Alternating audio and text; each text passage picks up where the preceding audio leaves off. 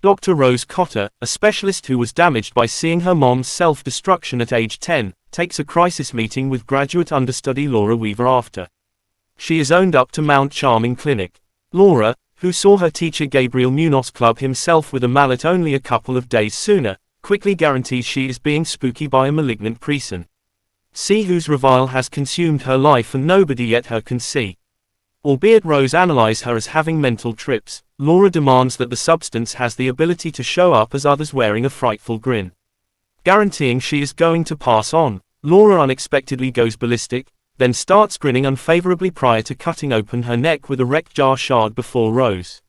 One of the criminal investigators who meetings Rose about Laura's demise ends up being her ex Joel. Still shaken by what she saw, Rose describes everything Laura said to her about evidently being reviled by an underhanded presence with an eerie grin. Rose starts seeing Laura grinning at her in different spots. The dreams move Rose to investigate Gabriel Munoz's self-destruction and she learns Gabriel was at it.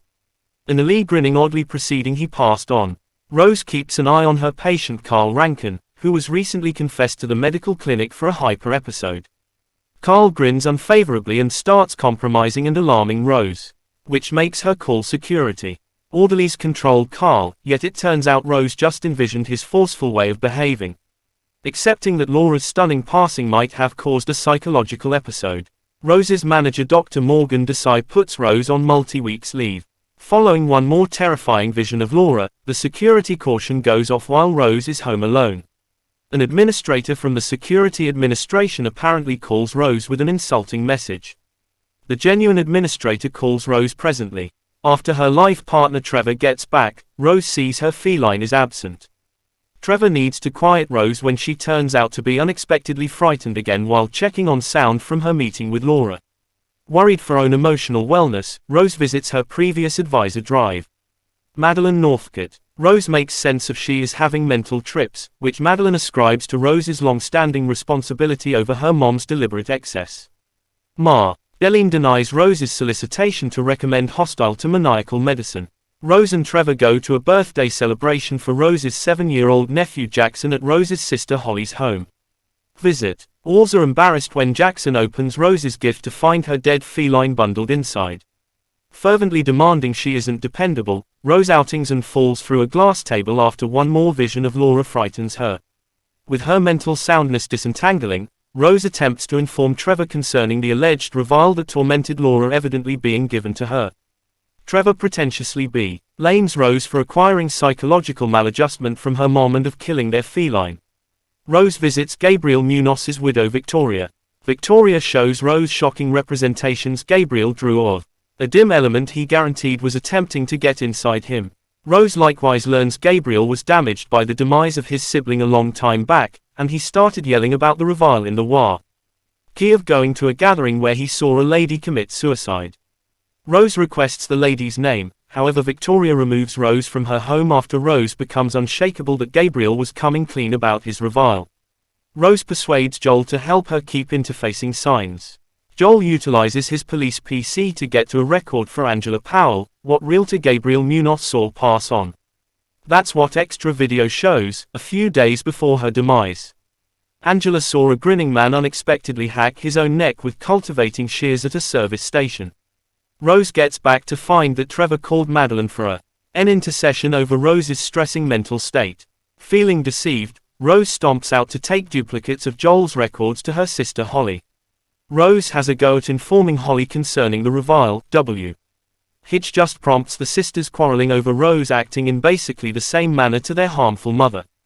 Joel calls Rose to tell her that further digging uncovered a chain of 20 comparative cases including observers to 19 suicides. The exemption was bookkeeper Robert Talley, who watched his colleague end it all. Rather than therefore committing suicide, nonetheless, Robert killed a more odd 4 days after the fact. Multi-week from that point forward, the onlooker to Robert's activities ended it all and the example continued. Joel takes Rose to see Robert Talley in prison. During the drive, Rose lets a distrusting Joel know that she thinks the element has individuals before they off themselves and she concerns her experience with the revile is practically up. At the prison, Robert T secretly uncovers to Rose that the best way to break the revile's chain is to kill another person, yet there must be an observer on the grounds that the substance needs injury to make due. Robert T. of nowhere overreacts when he understands Rose right now conveys the revile. Madeline visits Rose back at home. Rose understands the presence is imitating Madeline when the genuine Madeline calls her on the telephone. Madeline's grinning doppelganger undermines Rose. Outfitted with a kitchen blade, Rose drives to the clinic. Rose encounters a dream of wounding her patient Carl to death before Dr. Desai, who then, at that point, detaches his own face. The genuine Dr. Desai finds Rose in her vehicle with the blade and he attempts to bring help before she quickly drives away. Joel calls to T.L. Rose there is an APB out for her in light of the experience with her concerned supervisor at the emergency clinic. Rose mysteriously makes sense of that she will face the element and needs to be distant from everyone else so no observers can acquire the revile. Rose drives to her unwanted youth home where her mom passed on. Inside, Rose defies a dream of her mom, who blames Rose for permitting her to kick the bucket by not calling for help after tracking down her going too far. Rose blames her mom for being a harmful beast. The vision then transforms into a lean animal that assaults Rose. Rose sets the animal ablaze utilizing an oil lamp. Rose then gets away from outside as the whole house disintegrates. Rose visits Joel to apologize for including him in this present circumstance and for not being sincerely accessible during their relationship. Rose acknowledges she is as yet reviled when Joel grins frightfully. Rose escapes outside to find she never left her in salvageable shape adolescent's home. The genuine Joel shows up at the unwanted house. To safeguard him, Rose locks Joel outside while the animal pulls open her mouth. Joel breaks into the house so as to forebodingly see Rose set herself ablaze while grinning.